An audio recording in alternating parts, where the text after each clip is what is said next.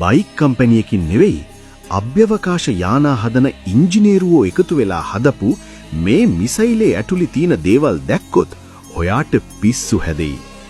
ඔව් ඒ තමයි ලෝකේ mass production supercharged super bike family එකක් හදපු එකම මැනුෆැක්චරර් එක වෙන Kawasaki ළඟේ අභිමානය Ninja H2 සහ H2R. අද වාහන මාස්ටර් ක්ලාස් එකෙන් අපි මේ සුපිරි යන්ත්‍රයේ ඇතුලේ හැංගිලා තියෙන කාටවත් නොතේරෙන රහස් සරලවම දිගහරිනවා. ඔයා H2 පිස්සෙක් නම් හුස්ම තද කරගෙන බලන්න. මොකද මේ වීඩියෝ එකේ වේගය වැඩි. මම මුලින්ම කියවනේ මේක සාමාන්‍ය බයික් කම්පැනියකින් හදපු එකක් නෙවෙයි කියලා. මේ H2 එක හැදුවේ Kawasaki Heavy Industries කියන දැවැන්තයා. එයාලා තමයි ජපානයේ බුලට් ට්‍රේන්ස්, නැව්, සබ්මැරින්, ගෑස් ටර්බයින් සහ අභ්‍යවකාශ යානා පවා හදන්නේ. ඉතින් මේ හැම අංශයකම ඉන්න දක්ෂම ඉංජිනේරුවෝ ඔක්කොම එකතු වෙලා තමයි මේ බයික් එක ඩිසයින් කරේ. ඔයා දැකලා ඇති මේ බයික් එකේ ඉස්සරහා තියෙනවා අමුතුම ලෝගෝ එකක්. ඒකට කියන්නේ රිවර් මාක් ලෝගෝ කියලා. Kawasaki සමාගම මේ ලෝගෝ එක ගහන්නේ එයාලගේ ඉතිහාසයේ බිහි වෙන සුවිශේෂීම ප්‍රෙස්ටීජ් ප්‍රොජෙක්ට්ස් වලට විතරයි. මේ බයික් එක ඒ තරමටම එයාලට විශේෂයි. දැන් එමු මේකේ හදවතට. 998cc inline 4 එන්ජිමක් මේකේ තියෙන්නේ. හැබැයි මේක සාමාන්‍ය විදිහට හුස්ම ගන්න එන්ජිමක් නෙවෙයි. මේකට හයි කරලා තියෙනවා අති දැවැන්ත සුපර් චාර්ජර් එකක්. ටර්බෝ එකක් වගේ එක්සොස්ට් ගෑස් වලින් නෙවෙයි මේක කැරකෙන්නේ. මේක කැරකෙන්නේ කෙලින්ම එන්ජිමේ ක්‍රෑන්ක්ෂාෆ්ට් එකට සම්බන්ධ කරලා තියෙන ප්ලැනටරි ගියර් සිස්ටම් එකක් හරහා. මේ සුපර් චාර්ජර් එක ඇතුලේ තියෙන පෙත්ත එහෙම නැත්නම් ඉම්පෙලර් එක හදලා තියෙන්නේ සම්පූර්ණ ඇලුමිනියම් කුට්ටියක් ත්‍රිමාණව කපලා.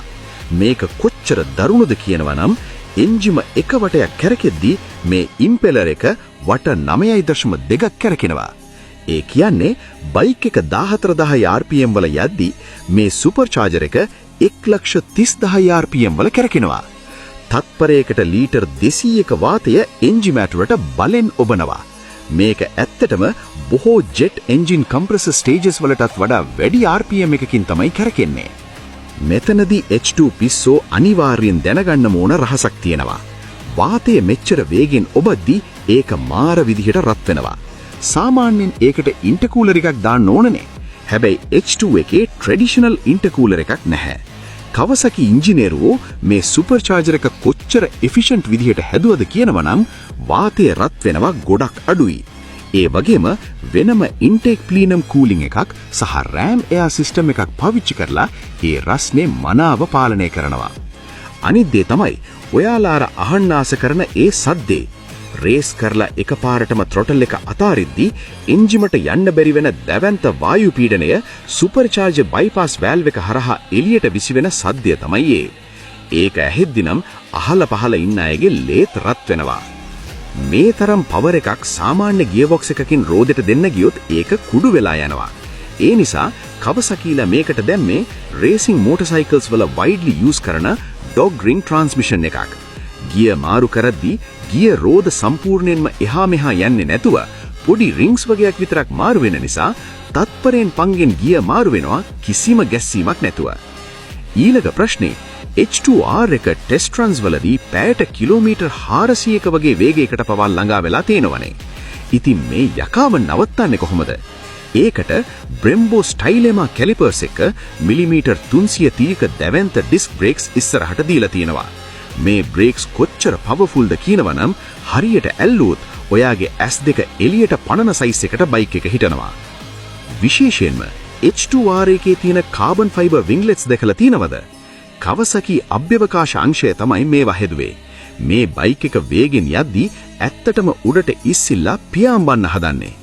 ඒක පාලනය කරලා බයික් එක පාරටම ඔබලා තියාගන්න තමයි මේ වින්ග්ලට්ස් දීලා තියෙන්නේ. අනික ජපන් සුපර් බයික් වල ගොඩක් වෙලාවට එන්නේ ඝන ඇලුමිනියම් ෆ්‍රේම් එකක් නේ.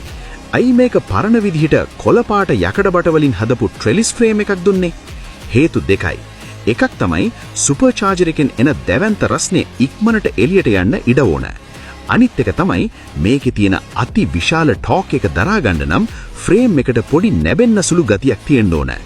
ඒක හරියටම දෙන්න පුරුවන් මේ ට්‍රෙලිස් ෆ්‍රේම් එකට විතරයි. ඔයා හිතුවොත් මේකේ තියෙන නිකම්ම කළු පේන්ට් එකක් කියලා ඔයාට වැරදුනා. මේකට කියන්නේ සිල්වර් මිරර් පේන්ට් එක කියලා. මේකේ ඇත්තටම තනිකර රිදි ලේයර් එකක් තියෙනවා. ඒ විතරක් නෙවෙයි මේ පේන්ට් එකේ තියෙන ස්පෙෂලි ඩිසයින්ඩ් ක්ලියර් කෝට් එක නිසා අවුවේ වැටෙද්දී මේකේ තියෙන රසායනික බන්ධන ඉබේම ඇදිලා ගිහින් පොඩි සීරුම් ඉබේම රිඩියුස් වෙනවා. අවසාන වශයෙන් H2 සහ H2R අතර වෙනස. H2 කියන්නේ පාරේ පදින්න පුළුවන් 200 HP එන ලයිසන් කරන්න පුළුවන් බයික් එක.